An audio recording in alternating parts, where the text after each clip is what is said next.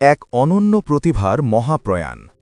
Albert Einstein নামটি শুনলেই চোখের সামনে ভেসে ওঠে উস্কোখুস্কো চুল আর একজোড়া উজ্জ্বল চোখের এক মনীষীর ছবি। আমরা সবাই জানি যে তিনি একজন অসামান্য প্রতিভাবান ছিলেন। তার বুদ্ধিমত্তা এতটাই প্রখর ছিল যে সমসাময়িক হাজার হাজার বিজ্ঞানীর সম্মিলিত চিন্তার চেয়েও তার মস্তিষ্ক দ্রুত ও গভীরভাবে কাজ করত।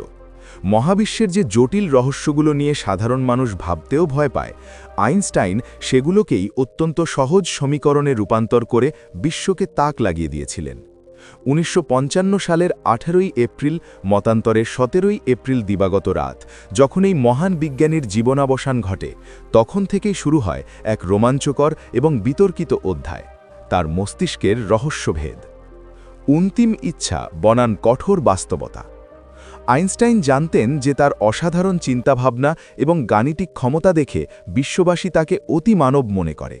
তিনি এটিও জানতেন যে তার মৃত্যুর পর বিজ্ঞানীরা হয়তো তার দেহ নিয়ে কাটাছেঁড়া করতে চাইবেন। কিন্তু আইনস্টাইন ছিলেন প্রচার বিমুখ। তিনি চেয়েছিলেন তার মৃত্যুর পর যেন কোনো আড়ম্বর না হয়। তিনি স্পষ্ট নির্দেশ দিয়েছিলেন যে তার দেহ যেন দাহ করা হয় এবং ছাই এমন এক গোপন স্থানে ছড়িয়ে দেওয়া হয় যাতে কেউ কোনোদিন সেখানে স্মৃতিস্তম্ভ তৈরি করতে না পারে। তিনি চেয়েছিলেন মানুষ তাকে তার কাজের মাধ্যমে মনে রাখুক, তার দেহাবশেষের মাধ্যমে নয়। কিন্তু ভাগ্যের পরিহাসে ঠিক সেটাই ঘটল যা আইনস্টাইন ভয় পেয়েছিলেন। ১৯৫৫ সালের ১৩ই এপ্রিল প্রিন্সটন হাসপাতালে যখন তিনি চিকিৎসাধীন ছিলেন এবং পরবর্তীতে ১৮ই এপ্রিল তার মৃত্যু হয়, তখন ময়নাতদন্তের দায়িত্বে ছিলেন প্যাথোলজিস্ট ডক্টর টমাস হার্ভে। আইনস্টাইনের পরিবারের অনুমতি ছাড়াই ডক্টর হার্ভে গোপনে তার মস্তিষ্কটি সরিয়ে ফেলেন। ডক্টর টমাস হার্ভে একজন বিজ্ঞানীর মোহ ও পতন। ডক্টর হার্ভে কোনো অপরাধী ছিলেন না, তবে তিনি বিজ্ঞানের প্রতি এক অদ্ভুত মোহে আচ্ছন্ন ছিলেন।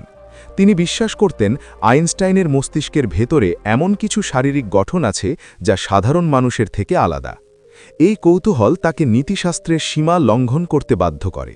যখন প্রিন্সটন হাসপাতাল কর্তৃপক্ষ এই চুরির কথা জানতে পারে, তখন তারা ডক্টর হার্ভেকে অবিলম্বে মস্তিষ্কটি ফেরত দেওয়ার নির্দেশ দেয়, কিন্তু হার্ভে রাজি হননি। ফলস্বরূপ তাকে হাসপাতাল থেকে বরখাস্ত করা হয়। পরবর্তীতে ডক্টর হার্ভে আইনস্টাইনের ছেলে হ্যান্স অ্যালবার্টকে বুঝিয়ে শুনিয়ে রাজি করান। তিনি প্রতিশ্রুতি দেন যে এই মস্তিষ্ক কোনো ব্যবসায়িক কাজে ব্যবহৃত হবে না, বরং শুধুমাত্র মানবজাতির কল্যাণে বৈজ্ঞানিক গবেষণার কাজে ব্যবহৃত হবে। হ্যান্স অনিচ্ছা সত্ত্বেও তার বাবার মস্তিষ্ক গবেষণার অনুমতি দেন। মস্তিষ্কের দীর্ঘ ও বিচিত্র সফর।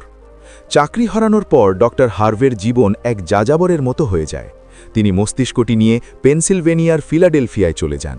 সেখানে তিনি মস্তিষ্কের অসংখ্য ছবি তোলেন এবং সেটিকে অত্যন্ত সূক্ষ্মভাবে ২৪০টি ছোট ছোট টুকরোয় বিভক্ত করেন। এই টুকরোগুলোকে তিনি সেলুলয়েড নামক পদার্থ দিয়ে আবৃত করে জারে ভরে রাখেন। আশ্চর্যের বিষয় হল, তিনি এই মহামূল্যবান সম্পদটি বছরের পর বছর তার ঘরের বেসমেন্টে, এমনকি বিয়ারের কুলারের নিচে লুকিয়ে রাখতেন। এই বিষয়টি নিয়ে তার স্ত্রীর সাথে প্রায়ই ঝগড়া হতো। তার স্ত্রী ভয় পেতেন যে পুলিশ ধরলে তাদের বড় শাস্তি হবে। এক পর্যায়ে তাদের বিবাহ বিচ্ছেদ ঘটে এবং ডক্টর হার্ভে ক্যানসাসের উইচিটাতে চলে যান। সেখানে তিনি একজন সাধারণ মেডিকেল সুপারভাইজার হিসেবে কাজ শুরু করেন। হার্ভে যেখানেই যেতেন সেই কাঁচের জারগুলো তার সাথেই থাকত। দীর্ঘ ৩০ বছর ধরে তিনি এটি নিজের কাছে রেখেছিলেন, কিন্তু নিজে কোনো উল্লেখযোগ্য গবেষণাপত্র প্রকাশ করতে পারেননি। বৈজ্ঞানিক বিশ্লেষণ কি ছিল সেই মস্তিষ্কে? ১৯৮৫ সালে প্রথমবারের মতো আইনস্টাইনের মস্তিষ্কের ওপর গবেষণাপত্র প্রকাশিত হয়। এরপর আরও ২৮ বছর ধরে বিশ্বের শ্রেষ্ঠ স্নায়ুবিজ্ঞানীরা এটি নিয়ে পরীক্ষা নিরীক্ষা করেন। গবেষণায় ৩টি প্রধান পার্থক্য লক্ষ্য করা যায়। Corpus callosum. মানুষের মস্তিষ্ক বাম ও ডান এই দুই গোলার্ধে বিভক্ত। এই দুই অংশের মধ্যে তথ্য আদান প্রদান করার মাধ্যম হল কর্পাস ক্যালোসাম। আইনস্টাইনের মস্তিষ্কে এই সংযোগকারী অংশটি সাধারণ মানুষের তুলনায় অনেক বেশি পুরু এবং শক্তিশালী ছিল। এর ফলে তার মস্তিষ্কের দুই অংশের মধ্যে তথ্যের আদান প্রদান অত্যন্ত দ্রুত হতো, যা তাকে জটিল বিষয় কল্পনা করতে সাহায্য করত।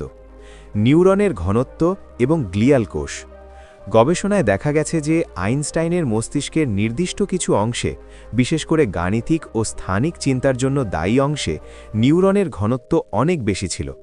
তার মস্তিষ্কে গ্লিয়াল কোষ বা গ্লিয়াল সেলসের সংখ্যাও বেশি ছিল, যা নিউরনকে শক্তি যোগায়। এর ফলে তার গাণিতিক গণনা ক্ষমতা ছিল অবিশ্বাস্য। মস্তিষ্কের ওজন ও গঠন। সাধারণ প্রাপ্তবয়স্ক মানুষের মস্তিষ্কের ওজন প্রায় 1400 গ্রাম হলেও আইনস্টাইনের মস্তিষ্কের ওজন ছিল মাত্র 1230 গ্রাম।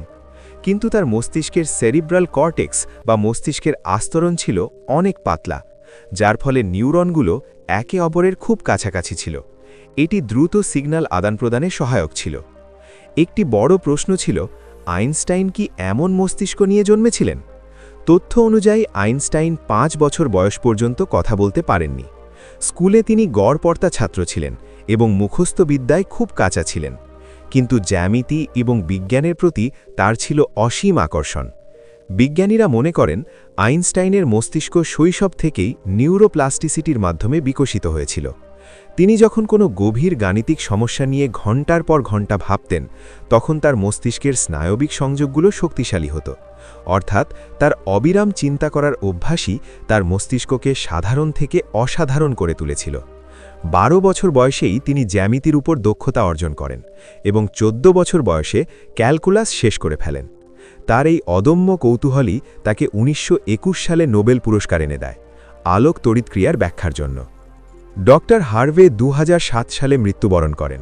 মৃত্যুর আগে তিনি আইনস্টাইনের অবশিষ্ট অংশগুলো প্রিন্সটন হাসপাতালে ফেরত দিয়ে যান। বর্তমানে এই ঐতিহাসিক মস্তিষ্কের কিছু অংশ আমেরিকার ফিলাডেলফিয়ার দ্য মাটার মিউজিয়ামে সংরক্ষিত আছে। অত্যন্ত সূক্ষ্ম মাইক্রোস্কোপিক স্লাইডের মাধ্যমে সেখানে এই প্রতিভাবানের মস্তিষ্কের কোষগুলো প্রদর্শন করা হয়। আইনস্টাইনের জীবনের গল্প আমাদের শেখায় যে প্রতিভা শুধু জন্মগত নয়, বরং তা একাগ্রতা এবং কৌতূহলের ফসল।